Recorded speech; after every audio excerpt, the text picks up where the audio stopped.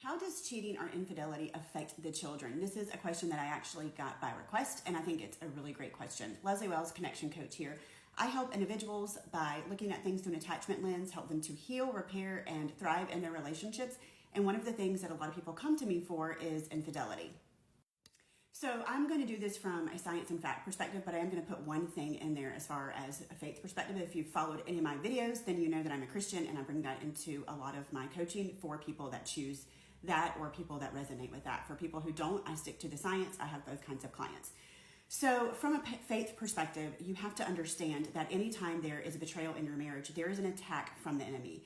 And that anytime that we sin, there's going to be a ripple effect that affects those people closest to us. From a non-faith perspective, we still can understand that every choice, every action, every decision that we make is going to have that same ripple effect on people that we do life with, that we are close to. It is going to impact them. And so to think that the children would not be impacted if there is a negative dynamic and a devastation in the marriage is absolutely insane. The children are most certainly going to be impacted. Now, the level of impact on the children is going to depend on how much they know and how much they experience and are exposed to what's going on. And so if they're very young and they don't understand what's happening, they may not really have to deal with some of the same things as far as understanding what's happening between the parents, but they are definitely going to pick up and feel something wrong with their parents. So typically whenever there's a betrayal, the person who is injured, the person who is betrayed, is going to go through the stages of death. They're going to go through grief, denial, bargaining. They're going to have extreme amounts of anger, rage, and a lot of times depression follows. They go into a fight or flight response, a functional freeze, and they're not able to show up in the same way that they did before. And the children are most certainly going to pick up on this. And this can have a very long-lasting effect on the children that actually follows them all the way into adulthood. It's really naive to think that your children are not going to pick up on this in any sort of way, because here's the thing. Children look to the parents to know that they are safe. They look for the parents to get all of their needs met and to ensure a sense of security, safety, and stability. And so they are very attuned to what's going on with us subconsciously because they're making sure that we're providing a safe space. So if there's any dynamic between two parents that is not going well, or if there is any major devastation and one parent is completely off or depressed or anxious or struggling, they're going to pick up on that. So one of the things that a child may do if they know that this has happened, or if they're feeling that something's off with the parents, is they may get to this place where they sort of go to the parent who is the betrayed and they try to take care of that person. They feel obligated to take care of them, to make them feel better. From a subconscious brain level, the brain is always trying to seek safety, and so they can like if a parent is not showing up well, the brain's going to want to reconnect and rebuild that safety. And so this is how we can really create a child that goes into anxious attachment as they age, because they start to manage the feelings, the emotions, and they become parentified, trying to take care of the parent who was betrayed. Oftentimes they will do this at the expense of their own needs, and they will self-abandon their own needs, meaning that they will put what they need to the side to just try to get the parent who was hurt to feel better and to get them back to normal, because that's what feels safe to their brain.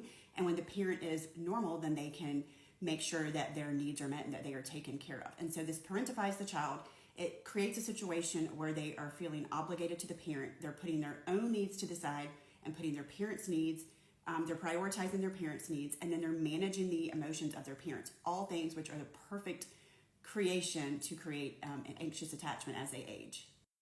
Or they could go the complete opposite direction. They could actually have so much confusion around these feelings, and that can go towards both parents, like feeling betrayed that the person who used to show up for them well that is now injured is unable to do so, or just not being able to process that this person has been so hurt and has become a completely different person. There's also a lot of anger and rage that can go to the person who betrayed their parent. And so because those emotions are so big and they're difficult to deal with, a lot of times the child may actually shut down and suppress those emotions and tend to withdraw. That is the perfect storm for creating and the coping mechanisms and the behaviors of avoidant attachment. They may also shut down those feelings because they don't want to burden the parent who is injured with more pain. And so they already see that this parent is probably disassociated in a fight or flight, like not showing up the same way that they were. They can tell that something's wrong. And so they know that they've already got a lot on their plate emotionally. And so they may not want to add to their burden. And so instead they deal with everything internally and deal with it on their own. And eventually that becomes too much for a child typically. And so they will suppress and they will distract. And sometimes that distraction looks like really bad behaviors and you see that child start to act out. So if they're an older child, you may see them start to hang out with the wrong crowd, start to get involved in drug use, start to get more aggressive, get involved in things like fighting, but they're angry, they have a lot of rage, and so they will start to act out. And a lot of times that anger and that rage is directed towards the parent who was the betrayer who injured the other person. And that is because they count on their parents for their security, their stability, their safety, and that parent has threatened all of those things for them. Now the child is not sure what their family looks like going forward. They are not sure if they can count on that security and that stability. And there's a sense of betrayal that the parent chose someone else and their own immediate gratification or their own pleasure over what was best for the family and the child, and keeping the family intact and keeping the other partner happy. So you may see them start to act out and have all of these behavior issues because they really don't feel like they can come and express how they feel to either the partner who betrayed or the partner who was betrayed, because they just feel like they're already burdened and they have so much going on. And a lot of times they can read the dynamic between the two people and see that like there's just no space for them to actually come and talk about how they feel about things. And so they will often act out, distract, suppress. And there's always this fear for them that this could happen again. And if the parents do decide to stay and work things out, then there's the underlying fear that the person who betrayed may do this again, and then their family will no longer be intact. So there's a lot of fears that continue on for them. They may also become like the perfect child and try to do everything right. And this again leads into anxious attachment. And so they may really like start doing better at school or start trying to help out more around the house or try to do whatever they can do to sort of fix the person who has been betrayed and take more off of their plate. And so that's a very heavy responsibility for a child. Again, that goes into that parentification where they're feeling like they have to step up and they have to be an adult. Instead of meeting their own needs and getting their needs met by the parent, they're actually the one trying to keep everything together and meet the needs of everyone else. So everything feels harmonious and feels okay, and they don't have to worry about those fears of the family splitting up. So the parents very much will go, whenever there's an infidelity in a relationship, the parents will go into fight or flight or a freeze. They will go into a trauma response, but so do the kids as a response to what they feel happening within the marriage. Long term, this can look like a child who grows up to be an adult who has anxious attachment or avoidant attachment, or really has a fearful avoidant or disorganized attachment, meaning that they have trust issues because they saw that dynamic within their parents' relationship, and so they go into future relationships not being able to trust people of the opposite sex or people that they're in a relationship with, but they go into relationship not being able to trust their partner because what they have seen through their parents. And if they saw it through their parents who they idolize and think, are good and wonderful, then they're going to project that onto other people. So a lot of times they do not trust as they grow up, as they go older, and they have that betrayal wound of the fearful avoidant that they carry deep within them.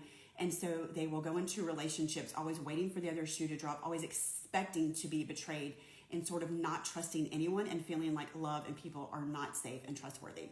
So there you have it. There are long-term consequences of betrayal that affect the children. And so it really is crucial that if you have been through this, that you find someone, a coach, a therapist, someone who can help you repair this and help you minimize the effects, A, on your partner, B, on your marriage, and also on your children.